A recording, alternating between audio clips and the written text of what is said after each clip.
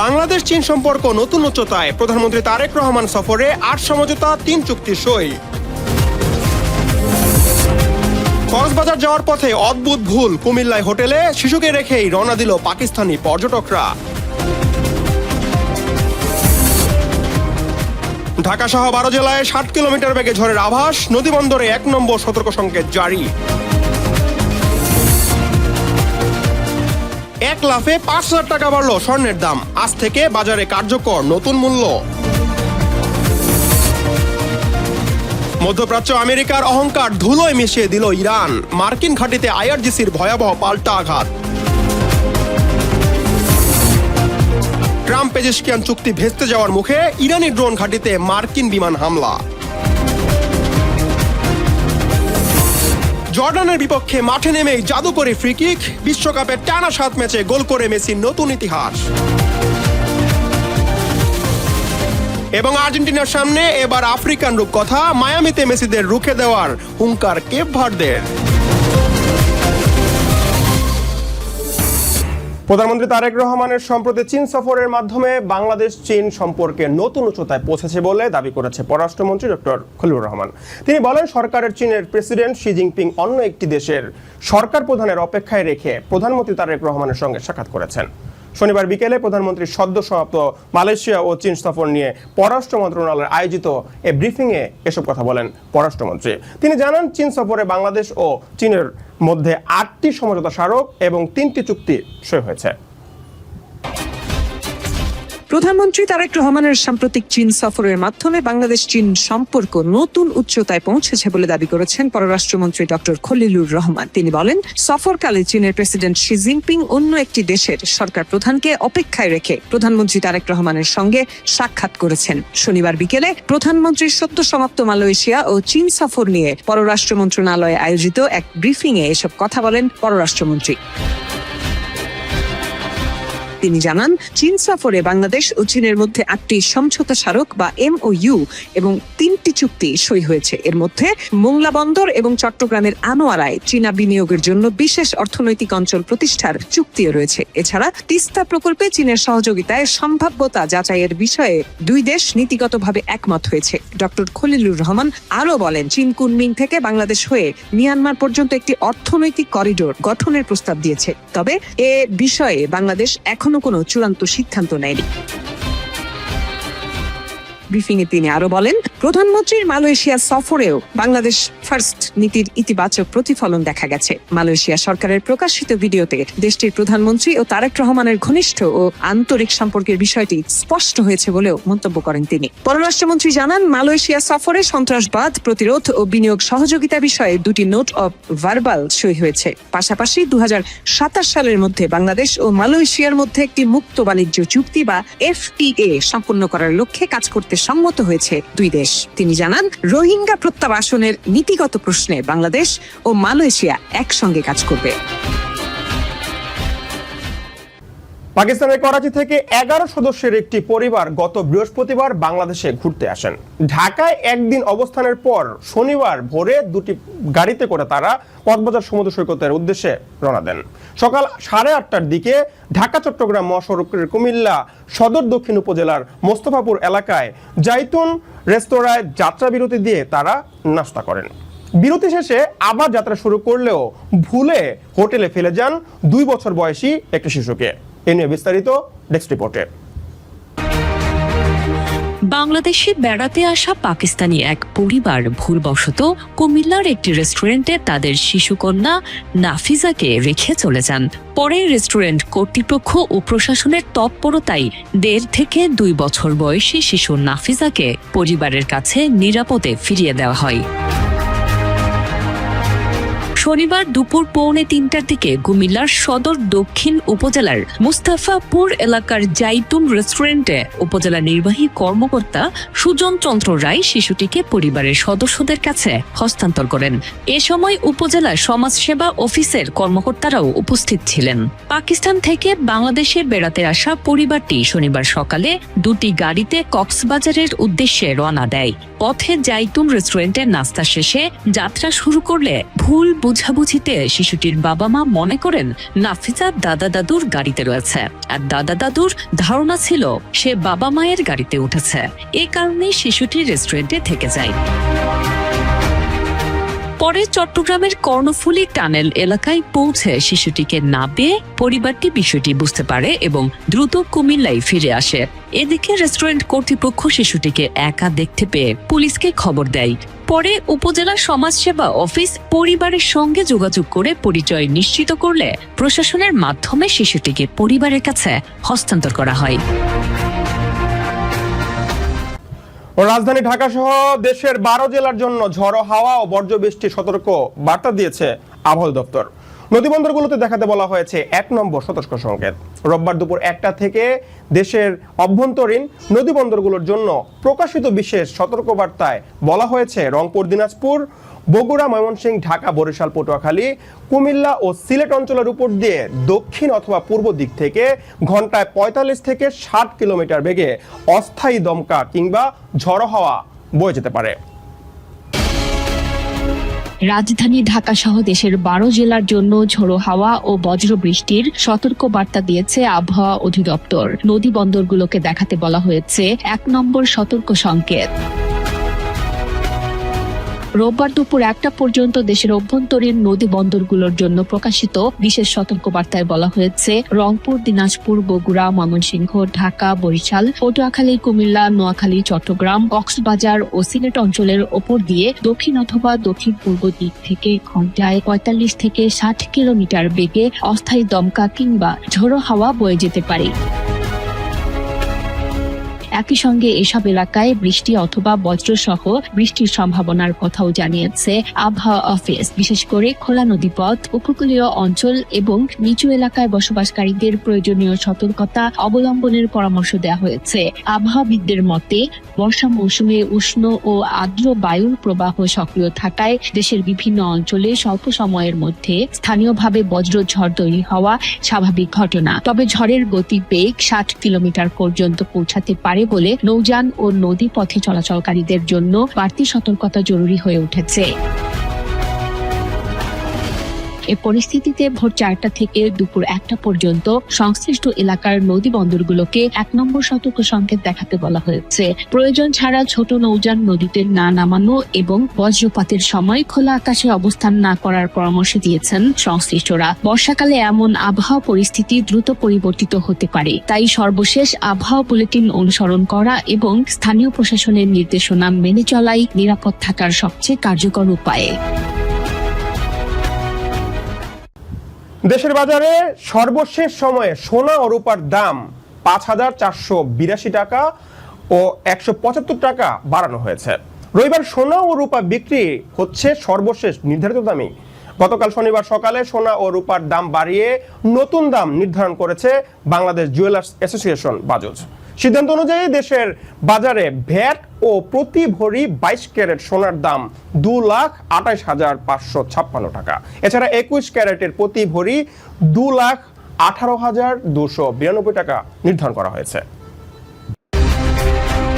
দেশের বাজারে সবশেষ সমন্বয়ে সোনা ও রূপার দাম যথাক্রমে 5,482 টাকা ও 175 টাকা বাড়ানো হয়েছে। রবিবার সোনা ও রূপা বিক্রি হচ্ছে সবশেষ নির্ধারিত দামে। গতকাল শনিবার সকালে সোনা ও রূপার দাম বাড়িয়ে নতুন দাম নির্ধারণ করে বাংলাদেশ জুয়েলার্স অ্যাসোসিয়েশন বাজুজ। সিদ্ধান্ত অনুযায়ী দেশের বাজারে ভ্যাট সহ প্রতি ভরি 22 ক্যারেটের সোনার দাম 2,28,556 টাকা। এছাড়া 21 ক্যারেটের প্রতি ভরি 2,18,292 টাকা, 18 ক্যারেটের প্রতি ভরি 1,87,440 টাকা এবং সনাতন পদ্ধতির প্রতি ভরি সোনা 1,53,148 টাকায় বেচাকেনা হচ্ছে। এছাড়া 22 ক্যারেটের 1 ভরি রূপা বিক্রি হচ্ছে 4,666 টাকায়, 21 ক্যারেটের প্রতি ভরি 4,432 টাকা, 18 ক্যারেটের প্রতি ভরি 3,791 টাকা এবং সনাতন পদ্ধতির প্রতি ভরি রূপা 2,858 টাকায় বেচা কেনা হচ্ছে। বাজুস জানিয়েছে পরবর্তী সিদ্ধান্ত না হওয়া পর্যন্ত সব জুয়েলারি প্রতিষ্ঠানে এই দাম কার্যকর থাকবে। তবে অলংকারের ডিজাইন অনুযায়ী মজুরি প্রযোজ্য। স্বর্ণালংকারের বিক্রয় মূল্যের সঙ্গে ভ্যাট যুক্ত থাকায় গ্রাহকদের কাছ থেকে আলাদাভাবে ভ্যাট আদায় করা যাবে না। এছাড়া সুনির্দিষ্ট ভ্যাট, মজুরি ও পাথর বাদ দিয়ে অলংকার এক্সচেঞ্জ ও পারচেজের ক্ষেত্রে বাজুসের আগের নিয়ম বহাল থাকবে। রূপার অলংকারের ভ্যাটের বিষয়ে খুব শিগগিরই সিদ্ধান্ত জানানো হবে। এদিকে আমেরিকার একের পর এক আগ্রাসনের বিরুদ্ধে এবার এক নজিরবিহীন এবং কঠোরতম জবাব দিল ইরান।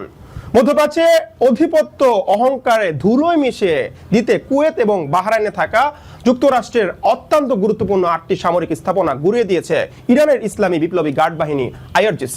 ওয়াশিংটনের ক্রমাগত উস্কানি এবং হামলার পর তেহরানের এই পাল্টা আঘাত মধ্যপ্রাচ্যের ভূ রাজনীতিতে এক মধ্য ভূমিকম্পের সৃষ্টি করেছে। আমেরিকার একের পর এক আগ্রাসনের বিরুদ্ধে এবার এক নজিরবিহীন এবং কঠোরতম জবাব দিল ইরান। মধ্যপ্রাচ্যে মার্কিন আধিপত্যের অহংকারকে ধুলোয় মিশিয়ে দিতে কুয়েত এবং বাহরাইনে থাকা যুক্তরাষ্ট্রের অত্যন্ত গুরুত্বপূর্ণ 8টি সামরিক স্থাপনা গুঁড়িয়ে দিয়েছে ইরানের ইসলামী বিপ্লবী গার্ড বাহিনী বা IRGC।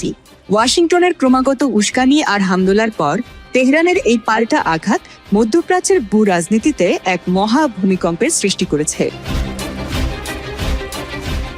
আজ রোববার সকালে এক আনুষ্ঠানিক বিবৃতিতে IRGC সরাসরি মার্কিন ঘাঁটিতে এই ভয়াবহ হামলার কথা নিশ্চিত করেছে। ইরান স্পষ্ট জানিয়েছে দেশটির নিজস্ব ভূখণ্ডে মার্কিন আগ্রাসনের জবাব দিতেই এই অ্যাকশন। এই হামলায় কেঁপে উঠেছে কুয়েত ও বাহরাইনে থাকা মার্কিন কমান্ড সেন্টারগুলো। ইরানের নিখুঁত নিশানায় কুয়েতের কৌশলগতভাবে অত্যন্ত গুরুত্বপূর্ণ আলী আল সালেম ঘাঁটি এবং বাহরাইনের সালমান বন্দরে অবস্থিত মার্কিন নৌবাহিনীর বিখ্যাত 5ম বহরের ঘাঁটি লণ্ডভণ্ড হয়ে গেছে। IRGCর দাবি, এই দুই প্রতিবেশী দেশে থাকা আমেরিকার অন্তত 8টি অতি গুরুত্বপূর্ণ সামরিক স্থাপনা পুরোপুরি ধ্বংস হয়ে গেছে, যা আমেরিকার প্রতিরক্ষা বুঝের জন্য এক বিশাল ধাক্কা। এই যুদ্ধের সূত্রপাত মূলত মার্কিন ও ইসরায়েলি উস্কানির মধ্য দিয়ে। বিশ্বের জ্বালানি পরিবহনের সবচেয়ে গুরুত্বপূর্ণ রুট হরমুজ প্রণালীতে গত শনিবার একটি তেলবাহী ট্যাঙ্কারকে কেন্দ্র করে উত্তেজনা শুরু হয়। মার্কিন সেন্ট্রাল কমান্ড বা সেন্টকমের দাবি, ইরান সেখানে ড্রোন হামলা চালিয়েছিল, যার অজুহাতে মার্কিন বাহিনী দক্ষিণ ইরানের সিরিক এলাকায় বিমান হামলা চালায়। কিন্তু আমেরিকা হয়তো ভাবতেও পারেনি এই হামলার জবাব কতখানি মারাত্মক হতে পারে। সুইজারল্যান্ডে যখন দুই দেশের মধ্যে 60 দিনের একটি স্থায়ী শান্তি চুক্তি সইয়ের আলোচনা চলছে, ঠিক তখনই ওয়াশিংটন ও তার মিত্র ইসরায়েলের এই চুক্তি লঙ্ঘনের চেষ্টা তেহরানকে এই কঠোর পদক্ষেপ নিতে বাধ্য করেছে। IRGC মার্কিন প্রশাসনকে সাফ জানিয়ে দিয়েছে, শত্রুপক্ষের যে কোনো আগ্রাসন বা তুচ্ছ কোনো লক্ষ্যবস্তুতে আঘাতের চড়া মূল্য দিতে হবে এবং ভবিষ্যতে যে কোনো হামলার জবাব হবে এর চেয়েও কড়া। কুয়েত ও বাহরাইনের এই সফল হামলা প্রমাণ করে দিল, মধ্যপ্রাচ্যে মার্কিন সাম্রাজ্যবাদের দিন ফুরিয়ে আসছে এবং ইরান নিজের সার্বভৌমত্ব রক্ষায় এক চুলও ছাড় দিতে প্রস্তুত নয়। মাত্র কয়েকদিন আগেই ওয়াশিংটন এবং তেহরানের মধ্যে একটি প্রাথমিক সমঝোতা চুক্তি স্বাক্ষরিত হয়েছিল, কিন্তু সেই চুক্তি মেয়াদ 60 দিন পার না হতেই মধ্যপ্রাচ্যের সবচেয়ে কৌশলগত জলপথ হরমুজ প্রণালীকে কেন্দ্র করে আবারও মুখোমুখি অবস্থানে দাঁড়িয়ে গেছে মার্কিন যুক্তরাষ্ট্র এবং ইরান। ডোনাল্ড ট্রাম্প এবং মাসুদ পেজেশকিয়ানের স্বাক্ষরিত সেই সমঝোতা স্মারক এখন সম্পূর্ণ ভেঙে পড়ার মুখে। ঘটনার সূত্রপাত গত শুক্রবার। মাত্র কয়েকদিন আগেই 15 জুন ওয়াশিংটন এবং তেহরানের মধ্যে একটি প্রাথমিক সমঝোতা চুক্তি স্বাক্ষরিত হয়েছিল, কিন্তু সেই চুক্তির মেয়াদ 60 দিন পার হওয়ার আগেই মধ্যপ্রাচ্যের সবচেয়ে কৌশলগত জলপথ হরমুজ প্রণালীকে কেন্দ্র করে আবারও মুখোমুখি অবস্থানে দাঁড়িয়ে গেছে মার্কিন যুক্তরাষ্ট্র এবং ইরান। ডোনাল্ড ট্রাম্প এবং মাসুদ পেজেশকিয়ানের স্বাক্ষরিত সেই সমঝোতা স্মারক বা MOU এখন সম্পূর্ণ ভেঙে পড়ার মুখে। ঘটনার সূত্রপাত গত শুক্রবার। ওমান উপকূলে একটি বাণিজ্যিক জাহাজে অজ্ঞাত হামলার অজুহাত তুলে মার্কিন সামরিক বাহিনী ইরানের দক্ষিণ উপকূলে, বিশেষ করে সিরিক বন্দরের কাছে মিসাইল ও ড্রোন ঘাঁটিতে বিমান হামলা চালায়। মার্কিন প্রেসিডেন্ট ডোনাল্ড ট্রাম্প একে চুক্তির মূর্খতাপূর্ণ লঙ্ঘন বলে তেহরানকে হুমকি দেন, কিন্তু বিশ্লেষকরা বলছেন ওয়াশিংটনের এই আগ্রাসন আসলে চুক্তির প্রথম অনুচ্ছেদের সুস্পষ্ট লঙ্ঘন, যেখানে সব ধরনের বৈরিতা অবসানের কথা বলা হয়েছিল। মার্কিন এই আগ্রাসনের মুখে হাত গুটিয়ে বসে থাকেনি তেহরান। ইরানের রেভলিউশনারি গার্ড অত্যন্ত কঠোর ভাষায় মার্কিনীদের জবাব দিয়েছে। তারা সাফ জানিয়ে দিয়েছে, অঞ্চলে মার্কিন সামরিক স্থাপনাগুলোতে পাল্টা আঘাত হেনেছে ইরান। আইআরজিসি হুঁশিয়ারি দিয়ে বলেছে, মার্কিন আগ্রাসনের পুনরাবৃত্তি হলে ইরানের পাল্টা জবাব হবে আরও ব্যাপক এবং ভয়াবহ। ইরান স্পষ্ট করে দিয়েছে, হরমুজ প্রণালীতে মার্কিন বা পশ্চিমা কোনো খবরদারি বরদাশত করা হবে না। আসলে এই পুরো সংঘাতের মূলে রয়েছে হরমুজ প্রণালীর নিয়ন্ত্রণ। ইরান স্পষ্ট জানিয়ে দিয়েছে, এই আন্তর্জাতিক জ্বালানি করিডোরের সার্বভৌম নিয়ন্ত্রণ তেহরানের হাতে এবং তাদের অনুমতি ছাড়া এখানে কোনো বিকল্প রুট চলবে না। যুদ্ধকালীন সময়ে ইরান এই রুট অবরুদ্ধ করায় বিশ্বজুড়ে তীব্র জ্বালানি সংকট তৈরি হয়েছিল, যার রাজনৈতিক মাশুল দিতে হচ্ছে ট্রাম্প প্রশাসনকে।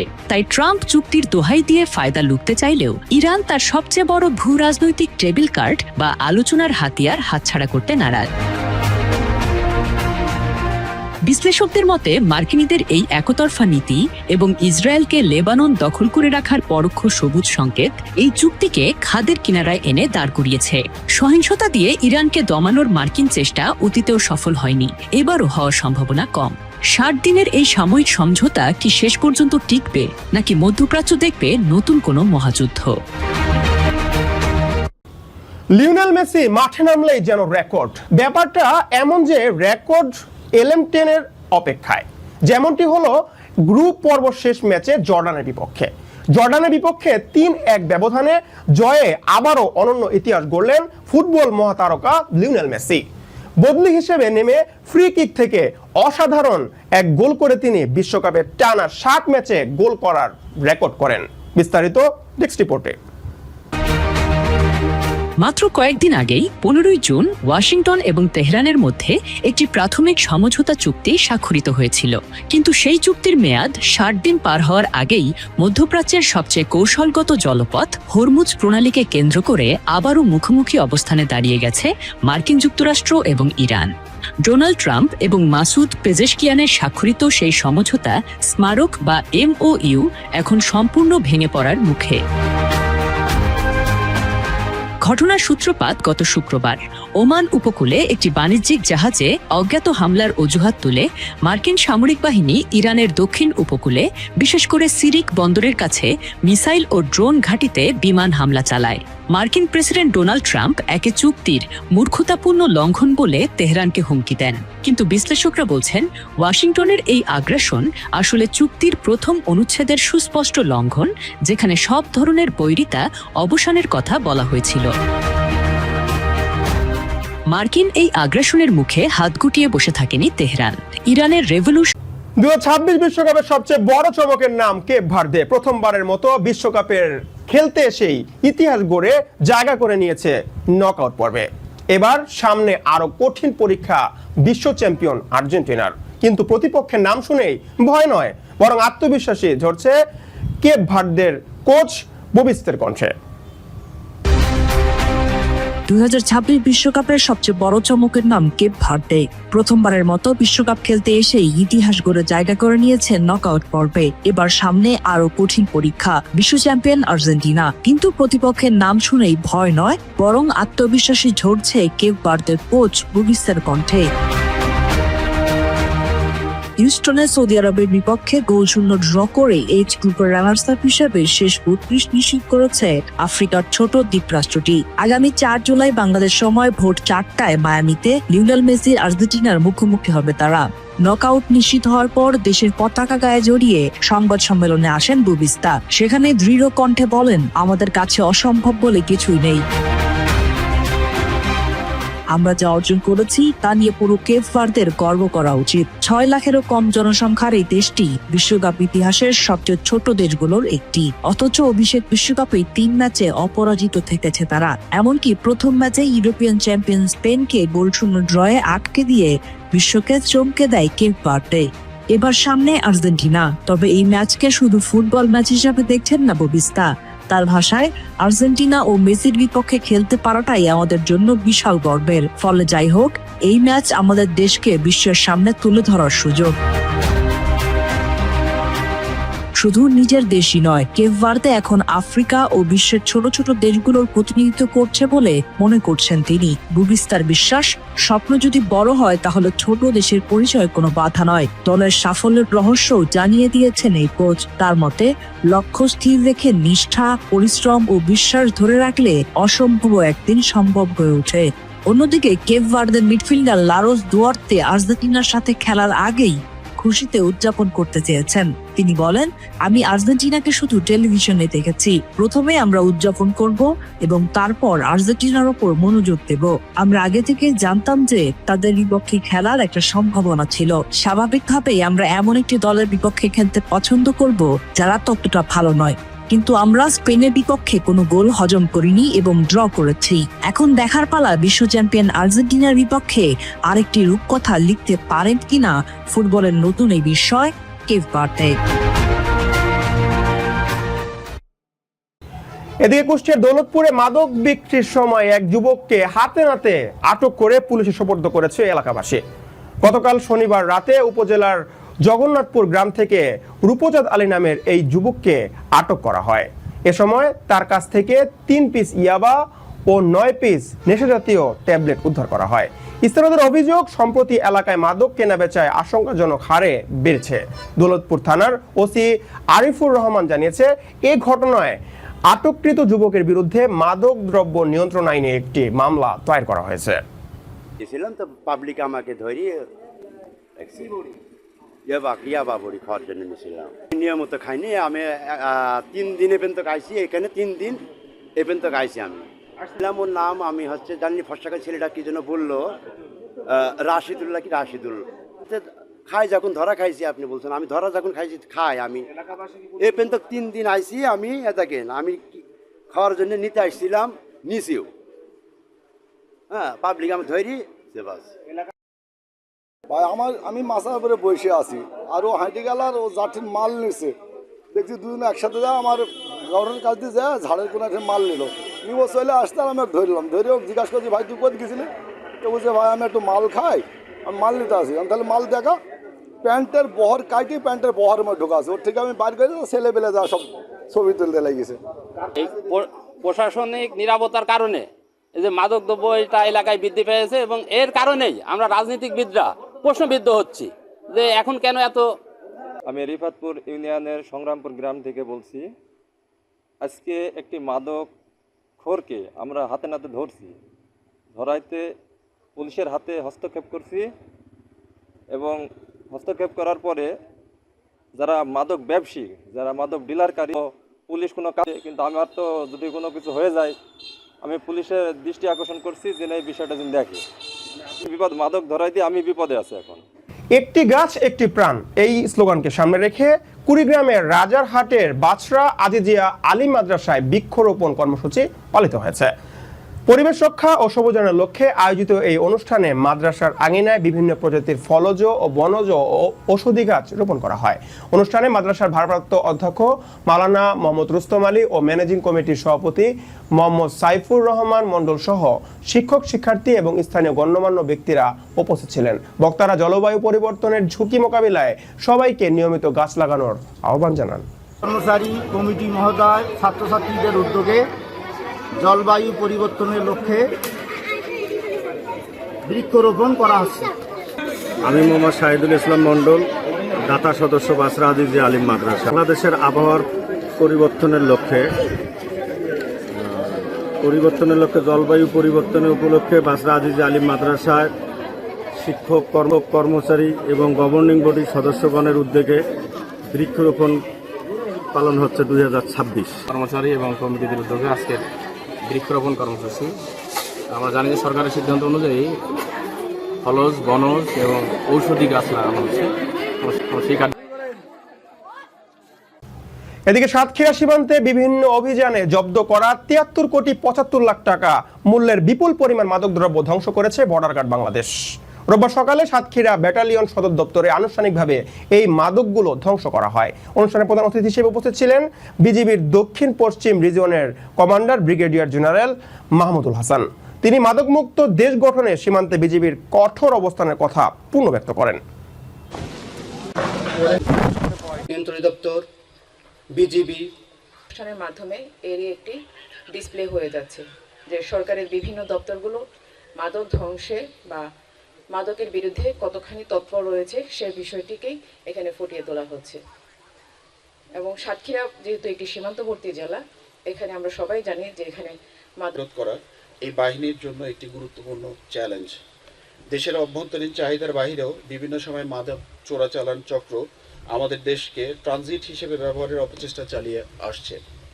এর প্রেক্ষাপটে বর্ডার গার্ড বাংলাদেশ দেশের সীমান্ত সুরক্ষার পাশাপাশি মাদক চোরাচালান। দর্শক, এই ছিল আজকের আন্তর্জাতিক সব খবরগুলো। সংবাদ শেষ করব, তবে যাওয়ার আগে জানিয়ে দিব শিরোনামগুলো আরো একবার। বাংলাদেশ চীন সম্পর্ক নতুন উচ্চতায়, প্রধানমন্ত্রী তারেক রহমান সফরে 8 সমঝোতা 3 চুক্তি সই। কক্সবাজার যাওয়ার পথে অদ্ভুত ভুল, কুমিল্লায় হোটেলে শিশুকে রেখেই রওনা দিল পাকিস্তানি পর্যটকরা। ঢাকা সহ 12 জেলায় 60 কিলোমিটার বেগে ঝড়ের আভাস, নদীবন্দরে 1 নম্বর সতর্ক সংকেত জারি। 1 লাফে 5,000 টাকা বাড়ল স্বর্ণের দাম, আজ থেকে বাজারে কার্যকর নতুন মূল্য। মধ্যপ্রাচ্য আমেরিকার অহংকার ধুলোয় মিশিয়ে দিল ইরান, মার্কিন ঘাঁটিতে আইআরজিসির ভয়াবহ পাল্টা আঘাত। ট্রাম্প পেজেশকিয়ান চুক্তি ভেস্তে যাওয়ার মুখে ইরানি ড্রোন ঘাঁটিতে মার্কিন বিমান হামলা। জর্ডানের বিপক্ষে মাঠে নেমেই জাদু করে ফ্রি কিক, বিশ্বকাপের টানা 7 ম্যাচে গোল করে মেসির নতুন ইতিহাস। এবং আর্জেন্টিনার সামনে এবার আফ্রিকান রূপকথা, মায়ামিতে মেসিদের রুখে দেওয়ার হুঙ্কার কেপ ভার্দের।